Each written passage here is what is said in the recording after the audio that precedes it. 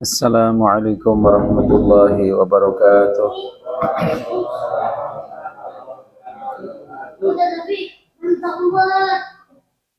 Bismillahirrahmanirrahim. Silakan dibuka syair Allah wujud idam baqa ya. Allah wujud idam baqa. Sudah ketemu? Sudah. Kalau ada yang hilang di-share lagi. Mari kita bersama-sama untuk penutupannya. Untuk malam ini kita tutup dengan mengkaji sifat wajib Allah Subhanahu wa taala qiyamuhu bi nafsihi. Namun terlebih dahulu kita baca Allah wujud kita baqa. Bismillah dulu. Bismillahirrahmanirrahim. Allah wujud qidam baqa mukhalafatun lil hawadithi qiyamuhu bi nafsihi wahdaniyah qudrah irada ilmu hayah sama' basar kalam qadiran muridan aliman hayyan sami'an basiran mutakalliman ketahuilah Allah sifatnya wajib mustahil jaiz namanya sifat Allah yang wajib jumlahnya ada 20 yakni ada dahulu tanpa permulaannya kekal tiada kesudahannya berbeda dari semua makhluknya berdiri sendiri dengan zatnya tunggal zat sifat dan perbuatan kuasa mencipta memusnahkan menghendaki menentukan semua mengetahui gaib dan nyata hidup sesungguhnya tanpa nyawa mendengarkan semua suara melihat yang tampak tersembunyi bicara tanpa huruf dan bunyi adalah zat yang kuasa mampu zat yang menghendaki zat yang tahu yang hidup yang mendengar suara yang melihat serta yang bicara Allahul kafi Rabbunal kafi qasadanal kafi wajadnal kafi likulil kafi kafanal kafi wa ni'mal kafi alhamdulillah sallu ala nabi Muhammad. Baik, untuk malam ini kita bahas qiyamuhu bi nafsihi. Kemarin pada pertemuan ngaji sifat wajib Allah sudah mukhalafatul hawadis. Apa artinya mukhalafatul hadis Pak ya? Berbeda dari makhluknya. Jadi Allah Subhanahu wa taala sangat berbeda dari semua makhluknya. Jangan pernah menyamakan zat Allah, jangan pernah menyamakan sifat Allah dengan makhluknya. Sekagum apapun kita kepada makhluk Allah, maka tetap Allah lah sang penciptanya, Allah lah yang paling sempurna, maha sempurna. Kemudian qiyamuhu binafsihi, ya, qiyamuhu binafsihi dari kata qoma, maknanya apa ya? Berdiri. Yaqumu qiyaman, ya. Qiyamuhu artinya berdirinya Allah, binafsihi artinya pada zatnya sendiri. Bahasa gampangnya adalah zat yang berdiri sendiri, artinya zat yang maha kaya. Kalau bapak-bapak masih ingat waktu kita bersama-sama ngaji Aqidatul Awam, ya, Allahu mawjudun, coba teruskan, qadimun baqi, coba, mukhalifun lil khalqi bil idlaqi, wa qaimun ghani wa wahidun wahid, qadir muridun alimun bikulli syai', wa qaimun ghani, maknanya qaimun maksudnya qiyamuhu binafsihi, wa qaimun ghani, qiyamuhu binafsihi berdiri sendiri itu artinya ghani, ya, atau ghina. Allah maha ghina, ghina artinya kaya, tidak membutuhkan bantuan. Jadi qiyamuhu binafsihi artinya berdiri sendiri, maksudnya adalah Allah maha kaya, ya. Bagaimana penjelasannya? Maknanya qiyamuhu binafsihi, berdiri sendiri pada zatnya, artinya adalah tidak adanya kebutuhan Allah kepada selain dirinya sendiri. Jadi istilah kita berdikari apa ya? Berdiri di kaki sendiri, kan begitu. Jadi Allah itu mandiri, tidak membutuhkan bantuan apapun. Nah, apa maksudnya Allah tidak membutuhkan bantuan, tidak membutuhkan yang lain? Yang pertama, ada muhtiyajihi ila mahallin. Pertama, makna qiyamu binafsi atau mandiri yang pertama adalah Allah tidak membutuhkan tempat. Apa? Allah tidak membutuhkan tempat. Karena apa? Karena Allah itu zat. Allah bukan sifat. Kalau sifat membutuhkan tempat, Allah tidak membutuhkan tempat. Baik langit, bumi, arsy, Allah sama sekali tidak bertempat atau tidak membutuhkan tempat. Jadi Allah tidak membutuhkan tempat dan Allah tidak bertempat pada makhluknya. Jadi jangan pernah mengatakan Allah di mana? Di langit. Allah di mana? Di atas Ka'bah. Allah di mana? Di mana? Nggak boleh. Kenapa? Karena Allah tidak membutuhkan tempat. Satu. Kita butuh tempat nggak, Pak? Butuh. Pengen ngopi aja kita butuh tempat bareng, Pak. Ya? Beda nggak, Pak? Ngopi di rumah sama di sini, Pak, rasanya? Sama sih. Iya, rasa kopinya sama. Rasa senangnya beda. Udah rica-rica kopi, panas ketemu hot. Baik, itu pertama, Pak, ya. Jadi makna qiyamu binafsi yang pertama, Allah tidak membutuhkan tempat.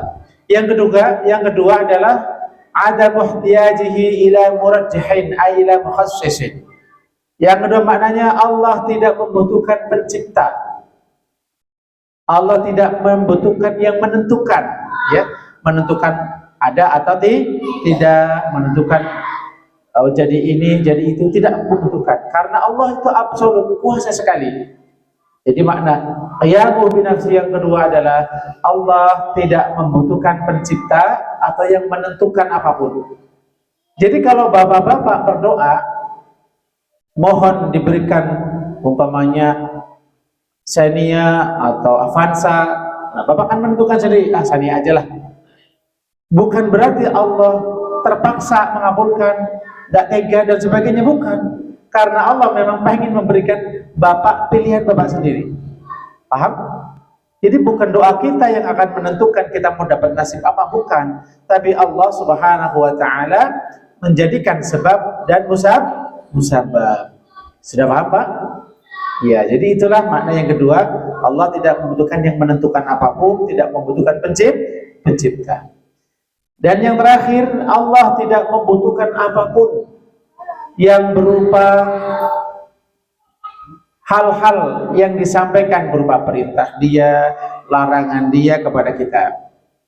Allah tidak membutuhkan kemanfaatan apapun dari ibadah kita, dan maksiat kita pun tidak berbahaya untuk Allah Subhanahu wa Ta'ala. Jadi yang ketiga adalah Allah tidak membutuhkan bantuan berupa peribadahan kita, Pak.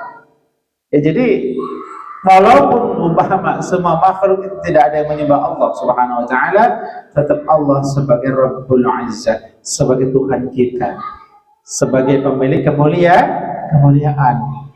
Ya, jadi itulah makna qiyamuhu binafsihi. Yang pertama apa tadi, Pak? Allah tidak membutuhkan tempat, Allah tidak membutuhkan pencipta atau yang menentukan. Kemudian Allah tidak membutuhkan peribadahan kita, tidak membutuhkan apapun manfaat dari perintahnya. Perintah sholat tidak akan kembali manfaatnya kepada Allah, tapi akan kembali kepada kita. Untuk apa kita diperintahkan sholat, Pak? Agar kita bisa pulang kembali ke rumah kita, Pak. Di mana rumah kita tadinya, Pak? Di surga Allah.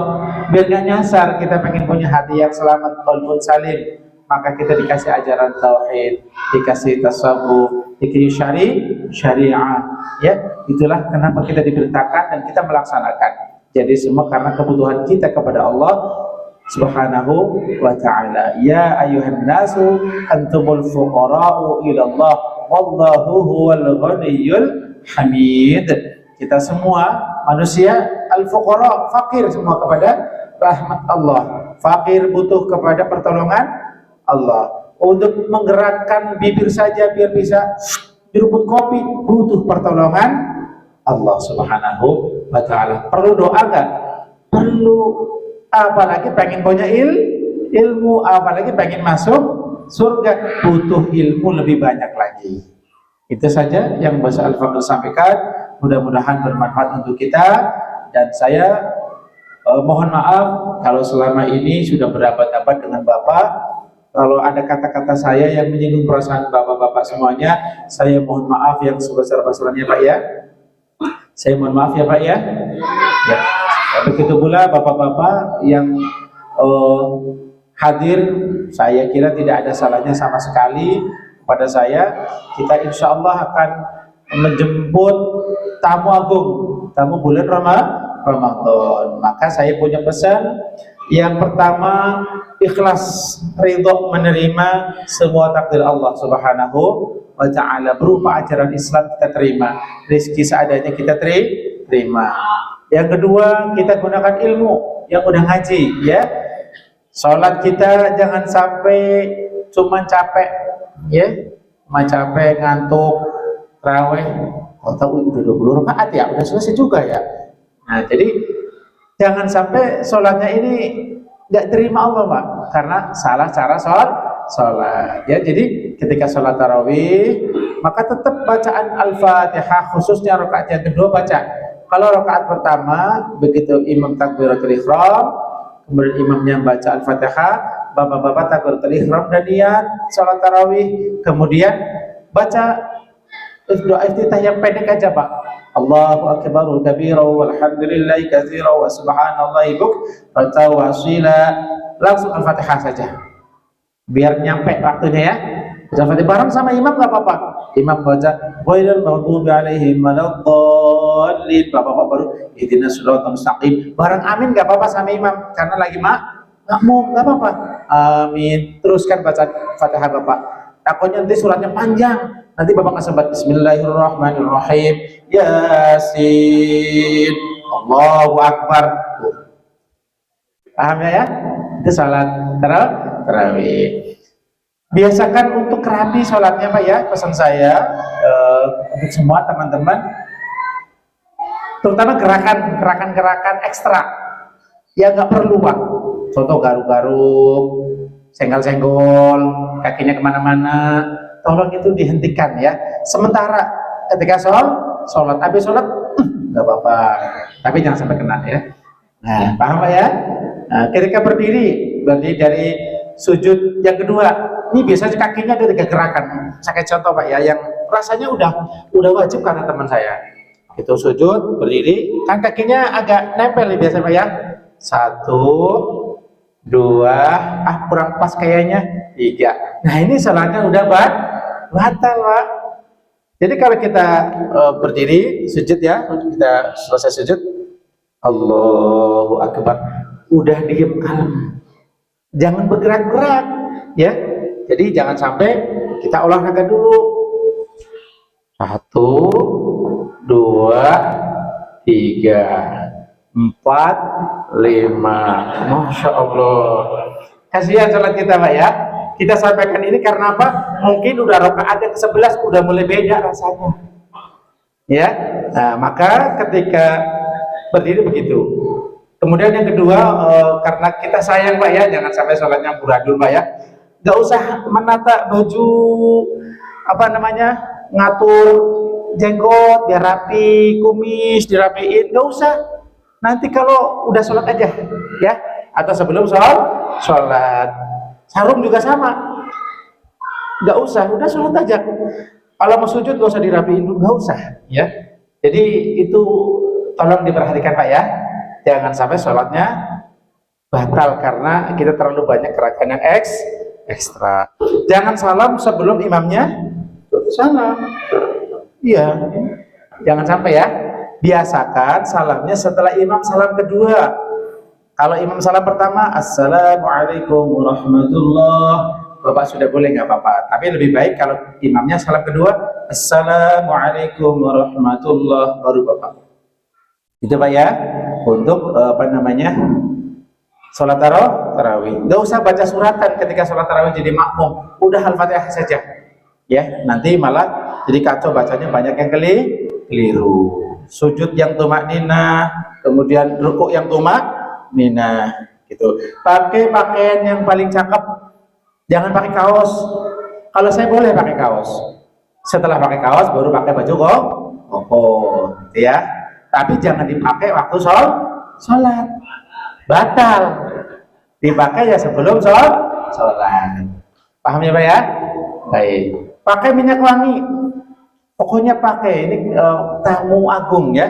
Banyak sekali diskon pahalanya untuk kita semua. Insya Allah kalau kita benar-benar tarawihnya, insya Allah maqama Ramadhana, termasuk orang yang menghidupkan malam bulan Ramadan, insya Allah banyak ampunan dan ridha Allah Subhanahu wa ta'ala.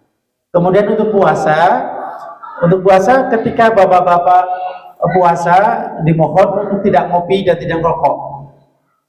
Ya, karena itu nggak boleh. Kecuali kalau puasanya setelah beduk maghrib boleh.